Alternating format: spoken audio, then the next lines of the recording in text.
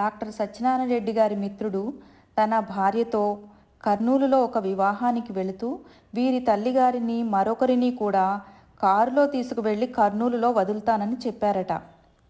కర్నూలు వెళ్లే ముందు డాక్టర్ గారు వారి స్నేహితునితో కలిసి శ్రీ నాంపల్లి బాబా గారి దర్శనానికి వెళ్ళారట. ఆ సందర్భంగా బాబాగారు చేసిన ఒక అద్భుతమైన లీలను వీరికి ముందు రాబోయే ప్రమాదంగా చూపించారు. బాబాగారు ఒక అగ్గెపెట్టిలో నుంచి 4 పుల్లలు తీసి బయటపడేశారు. కొద్దిసేపటి తర్వాత తమ కాలితో ఆ పుల్లలను దగ్గరికి చేర్చి తిరిగి వాటిని తమ చేతిలోని వేరొక అగ్గిపెట్టెలో పెట్టారట.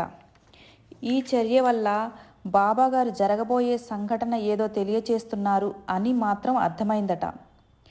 డాక్టర్ గారి తల్లిగారిని మరొకరిని భార్యతో సహా తీసుకొని స్వయంగా కారు నడుపుతూ హైదరాబాద్ నుండి కర్నూలు బయలుదేరిన ఆ స్నేహితుడు ఎదురుగా వస్తున్న మరొక రాజకీయ ప్రముఖుని కారు ఢీకొనడంతో తీవ్ర ప్రమాదానికి గురి అయిందట. కారు తదుపరి ప్రయాణానికి పనికి రాలేనంతగా దెబ్బతిందట.